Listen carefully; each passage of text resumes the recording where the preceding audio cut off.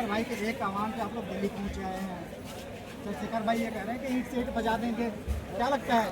देखिए, जब हमारे देश में अनुसूचित जाति जनजाति मजलूमों पर अत्याचार हुआ, कोई ना कोई महापुरुष के रूप में इस धरती पर उतरी चुका है।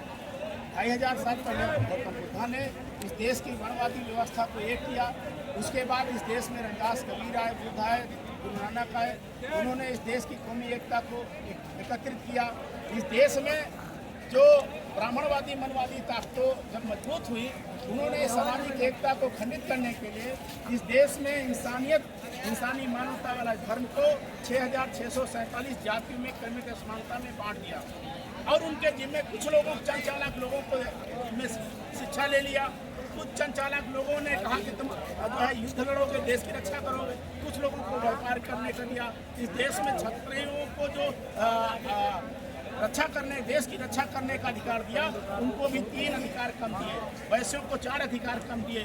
शूद्र कुर्मी कच्छ गड़िया तेली तंबोली, इस समाज को कोई अधिकार नहीं दिया। जब अधिकार वंचित रह गए तो इस देश में मुगल आए, औरंगजेब आया, शाहजहां आया, बाबर आया, हुमायूं आया, पुर्तगाली आए, जो है फ्रांसीसी आए, अंग्रेज आए।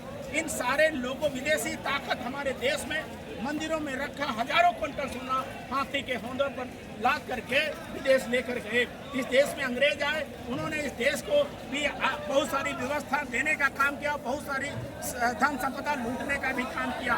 जितने विश्व युद्ध के बाद अंग्रेज का खजाना खाली हुआ और इस देश को स्वतः छोड़कर चले गए। जब ये देश जाने लगे तो इस देश में बाबा साहब डॉक्टर बी आर अम्बेडकर के माध्यम से 2011 में 18 दिन में एक संविधान आया। उस संविधान में विभिन्न जातियाँ थी, विभिन्न भाषाएं थी, विभिन्न क्षेत्र था, विभिन्न मौसम था।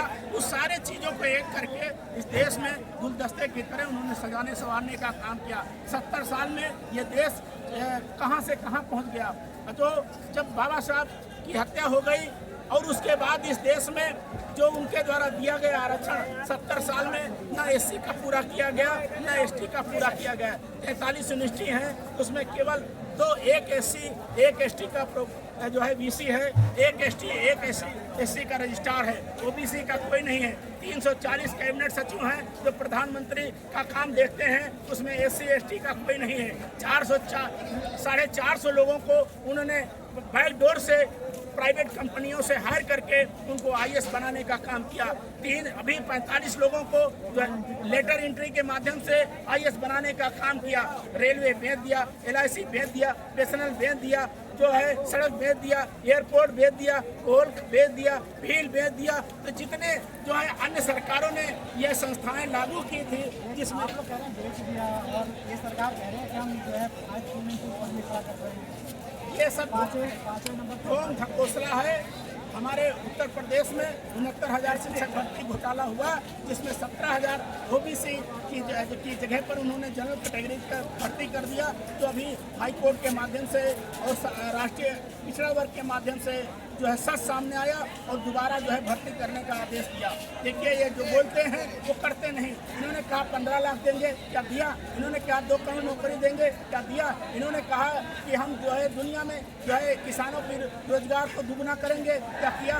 किसानों को चौपट कर दिया, मजदूरों को चौपट कर दिया, व्यापारियों को चौपट कर दिया। ये देश जो इनके हाथ से संभाले नहीं संभल रहा, इसलिए पूंजीपतियों के हाथ इस देश को किराए पर धर रहे हैं। जब पूंजीपति मजबूत होंगे ये देश गुलाम होगा। अडानी जो है अंबानी से भी आगे पहुंच करके नंबर 1 पे आ गए हैं। अडानी अंबानी नंबर 1 पे आ जाएंगे।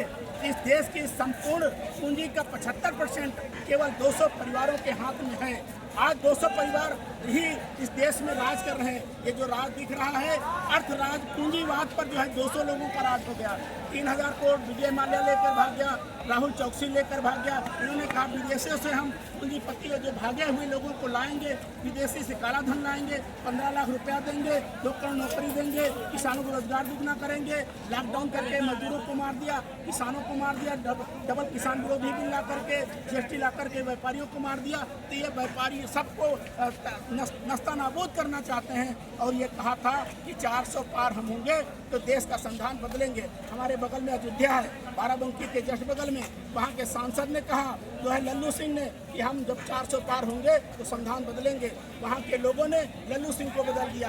कर्नाटका के सांसद ने कहा वो संसद का टिकट कट गया। इस तरह से इन्होंने खुद ही कहा था कि 400 पार आएंगे, संविधान बदल लेंगे। 400 पार नहीं है, 240 के अंदर आ गए। इसमें भी 70 सीटें ये बेईमानी से जीते हैं। बांसगांव की सीट बेईमानी से जीते हैं। इस तरह से 70 सीटें बेईमानी से जीत करके इन्होंने सरकार बनाई है। तो सुप्रीम कोर्ट के माध्यम से जो SC/ST की एकता को खंडित करना चाहते हैं और खंडित करके इस देश को पुनः गुलाम बनाना चाहते हैं। ये उपवर्गीकरण चाहते हैं, ये क्रिमिलियन लाना चाहते हैं, ये जो छूटे हुए लोगों को आरक्षण देना चाहते हैं। अरे कौन रोका है?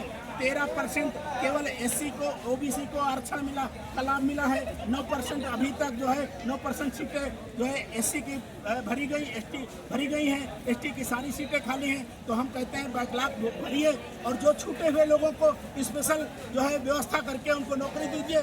क्यों नहीं बना रहे हैं?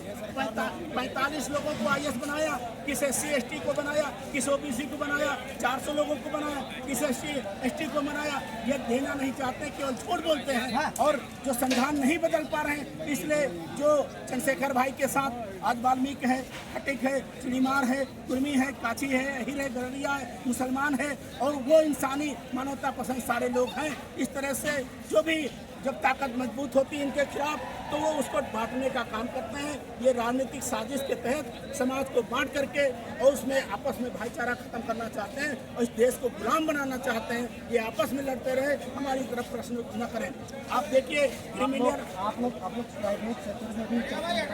प्राइवेट सेक्टर में आरक्षण चाहते हैं। रिजर्व बैंक के माध्यम से 27 बैंक के बाबा साहब ने राष्ट्रीयकृत की गई, इन्होंने सारी बैंकों को बेच दिया, जो है मर्ज कर दिया और सरकारी स्कूलों को बेच रहे हैं, किराए पे दे रहे हैं, कन्वर्जन कर रहे हैं। इस तरह से ये सारी चीज़ों को जब बेच रहे हैं तो हमको निजी प्राइवेट सेक्टर में आरक्षण भी चाहिए, जमीनों में बंटवारा चाहिए, कंपनियों में हिस्सा चाहिए और जो नदियों और जो खनन विभाग में भी हमको हिस्सा चाहिए। ये देश हमारा है, इस देश के हम मूल निवासी हैं, जर्रे जर्रे में हिस्सा लेंगे। ये तो विदेश से आए थे 4000 साल पहले, हाँ घोड़े पे बकरी चराते हुए और इस देश को विभाजित करके राज कर दिया और राज करके जब जानते हैं कि जब मूल निवासी ये कह रहे थे ये आए थे, ये कौन है? ये किसके तरफ इशारा है? ये विदेशी जो आर्य हैं, जिन्होंने इस देश के मूल निवासियों को कभी कहा कि दैत्य हैं, असुर हैं, दानव हैं। इसलिए इस देश के मूल निवासियों को तरह तरह से अपमानित करके और इंगित करने का काम किया। लेकिन संविधान लागू हो गया और संविधान में सारे लोगों को नागरिकता मिल गई। तो वो 3% हैं, वो अपना आरक्षण ले लें। बनिया 3% है, वो अपनी हिस्सेदारी ले लें। 85% हम लोग हैं, हमारा हिस्सा हमको दे दें और दे नहीं देंगे। अभी तो ये अंगड़ाई है, अगला संसद में हम लोग घेर करके ताला लगा के अपना एक लास्ट सवाल आपके अभी परीक्षा होने वाली है। चंद्रशेखर भाई ये कहते हैं कि अगर मैं 25 साल जी गया तो बाबा साहब का सपना तो 10 साल के अंदर ही मैं पूरा कर दूंगा। तो आप लोग कितने सहमत हैं इन सब चीज़ों से? और पूर्ण रूप से आपने देखा होगा कुछ लोगों ने गुमराह किया, यहाँ से न्यूज़ें भेजी गई, यहाँ पे जो प्रोग्राम हो रहा है प्रोग्राम फर्जी है, परमिशन नहीं है, कार्यक्रम नहीं होगा। उसके बावजूद आपने देखा होगा ये बाहर इतनी जनसंख्या है, स्टेडियम के अंदर जगह नहीं है बैठने की। तो मैं इस आपके सोशल मीडिया प्लेटफॉर्म के माध्यम से कहना चाहूँगा, बड़े भाई ने जो आप लोगों को बताया बहुत ही अच्छी तरीके से समझाया। और मैं कहता हूँ आरक्षण आने में भी समय लग गया। ये आरक्षण पुराने जमाने में भी आ गया होता तो क्या होता? यदि आरक्षण का तीर अगर तो पूरा काल में तन जाता तो एकलव्य का तीर हमारी अमिट निशानी बन जाता। मेरे साथियों, आज भी द्रोणाचार्य हैं, लेकिन वो स्कूलों में हमारे लोगों के अंगूठा नहीं काटते, जाति देखकर नंबर काटते हैं। ऐसा हो रहा है, हमने देखा है। मेरे साथी जो हमारे साथ में मौजूद है वो जाति का टाइटल देखकर वो ऐसा कर रहे हैं। लेकिन मैं कहता हूँ यदि चंद्रशेखर जैसे लोग इस देश में पैदा होते रहे तो वो कुछ नहीं कर सकते। उन्हें लग रहा है इस बहुजन 85% मूल निवासी को गुमराह करेंगे, वो नहीं कर सकते क्योंकि हम एकलव्य के वंशज हैं। अगर समर्पण में अंगूठा कटाना जानते हैं तो भौंकते हुए कुत्ते के मुंह में तीर मारकर उसे शांत कराना भी जानते हैं।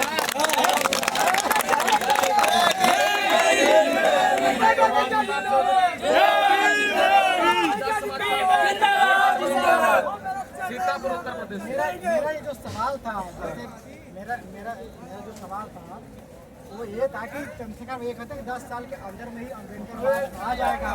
आ जाएगा। आप लोग लगातार देख रहे हैं ना, कुछ लोगों ने कहा, हमने देखा विपक्ष से कि भाई पंची नहीं जीत सकते, उन्होंने ऐतिहासिक जीत नगीना सीट से दर्ज करके दिखाया है। जैसा अम्बेडकर साहब का सपना था उसे पूरा करने के लिए माननीय साहब कांशीराम ने पूरी जीवन मेहनत की, हम लोग यहाँ तक पहुँचे। ये माननीय साहब कांशीराम की देन है, उन्होंने घर घर जाकर साइकिल से हम लोग बच्चों को जगाया, यहाँ तक खड़ा किया और आज युवा जाग चुका है और युवा चंद्रशेखर भाई के साथ है। और मैं दावे के साथ कहता हूँ, जाहिर सी बात है, जिस प्रकार से चंद्रशेखर भाई संघर्ष कर रहे हैं और यदि इसी प्रकार वो करते रहेंगे, अपने पद से वो अडिग नहीं होंगे, तो जाहिर सी बात है 10 साल में हम लोगों को जो ये देखने को आपको मिल रहा है कि नोक झोंक चल रही है, ये कभी सवाल नहीं उठाएंगे आरक्षण पे। जैसा कि हम लोगों ने अपने लिए EWS लागू कराया, तो भाई ने भी अब तो कदम उठा ही दिया है। और यदि आप सच्चाई दिखाएंगे मीडिया को, तो जाहिर सी बात है यहाँ की सच्चाई आपको दिखेगी। लाखों की संख्या में लोग मौजूद हैं और भाई का कारवां बढ़ रहा है। और भाई यदि इसी मजबूती के साथ खड़े हुए तो आने वाले समय में इस देश में बहुजनों का ही राज होगा। जय भीम। आप देख सकते हैं कि ये बहुजनों का जो जोशो खरोश यहाँ पे आज इंदिरा गांधी स्टेडियम पे दिखाई दे रहा है। लाखों की संख्या में यहाँ पे कार्यकर्ता इकट्ठा हुए हैं। भाई चंद्रशेखर के एक आह्वान पे यहाँ पे पूरी भीड़ उमड़ी हुई है और आप स्टेडियम में पूरी भीड़ है। ये स्टेडियम के बाहर ये भीड़ दिखाई दे रही है और रोड पे ITO के उस पार भी पूरी भीड़ आपको नजर आएगी। तो इसी के साथ बहुत बहुत धन्यवाद।